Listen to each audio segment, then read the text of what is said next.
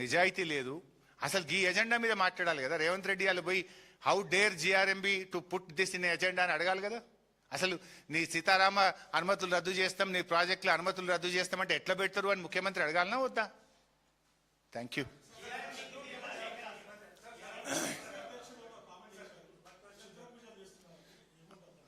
నేను అంటే మాట్లాడితే మీరు డైవర్ట్ చేస్తారేమో issue. I can answer it, but divert అవుతుందా?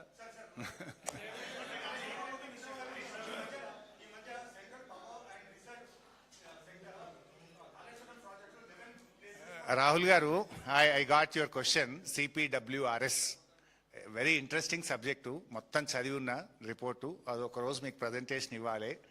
మీరు కూడా ఆశ్చర్యానికి లోనవుతారు. చాలా ఇంట్రెస్టింగ్ ఇష్యూస్ ఉన్నాయి దాంట్లో.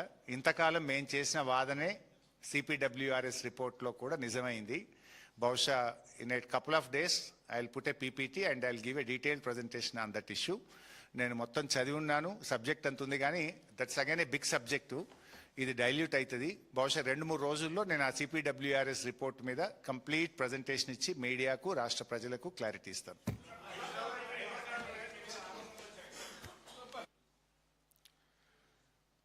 ఎజెండా 2 రాష్ట్రాలకు సర్క్యులేట్ అయింది. దాదాపు వారం రోజులైంది ఎజెండా వచ్చి. తెలంగాణ ప్రభుత్వం కనీసం ఎజెండా వచ్చిన తర్వాతనైనా కళ్ళు తెరుస్తుందేమో అని నేను చూశాను. వారం రోజులైనా సోయి కూడా లేదు. అసలు ఆ ఎజెండా చూస్తే తెలంగాణ ఆత్మగౌరవం ఉన్న ఏ ఒక్కరికైనా కడుపు మండిపోతుంది, రక్తం మరిగిపోతుంది.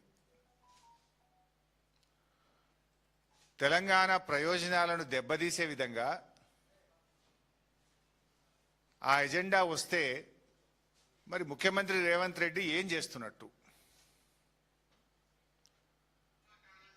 అసలు తెలంగాణ భవిష్యత్తును ఆగం చేసే విధంగా, తెలంగాణకు సాగునీరు దక్కకుండా అంత కుట్రలతో కూడినటువంటి ఎజెండా వస్తే రేవంత్ రెడ్డి గుడ్డి గుర్రం పళ్ళు దోముతుండా, లేదు మొత్తం తెలంగాణ నీటి ప్రయోజనాలను ఆంధ్రప్రదేశ్కు తాకట్టు పెట్టదలుచుకున్నాడా? What is that you are doing?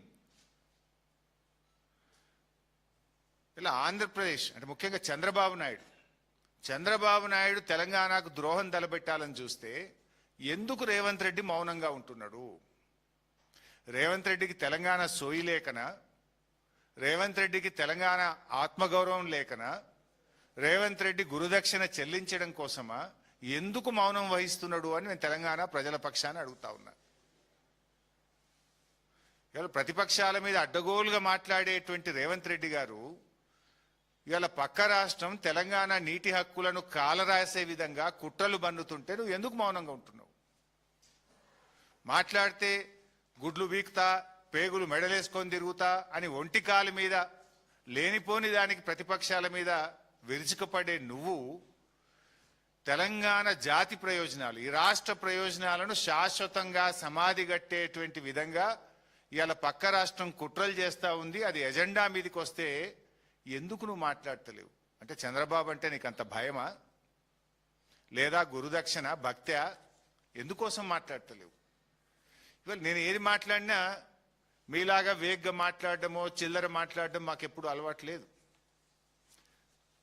This is the agenda. Godavari river management board ఈ నెల 18వ తేదీన తలపెట్టినటువంటి ఎజెండా ఇది. This is the agenda minutes. అన్ని రాష్ట్రాలకు, దీంట్లో ఉండేటువంటి భాగస్వామ్య పక్షాలకు అందరికి కూడా వచ్చినటువంటి this is an official agenda. You can see. ఇందులో చాలా అంశాలు ఉన్నాయి కానీ నేను కొన్ని అంశాలు, రాష్ట్రానికి తీవ్రంగా నష్టం చేసేటువంటి కొన్ని అంశాలు నేను మాట్లాడదలుచుకున్నా. ఎజెండా నంబర్ 18.3.6, ఇది పేజ్ నంబర్ వచ్చేసి 15. 18.3.6. The following projects were taken up by the state of Telangana after bifurcation and the projects are cleared by TAC during the year 2018 to 25. ఈ కింది ప్రాజెక్టులు తెలంగాణ రాష్ట్ర ప్రభుత్వం రాష్ట్రం ఏర్పడ్డాక కట్టుకున్నది, వాటికి టీఏసీ అనుమతులు ఇచ్చారు. ఏంటి అవి? Kaleshwaram lift irrigation project 240 TMC, Choutupalli Hanumanth Reddy lift irrigation 0.8 TMC, చిన్న కాళేశ్వరం 4.5 టీఎంసీ, చెనాకా కొరాట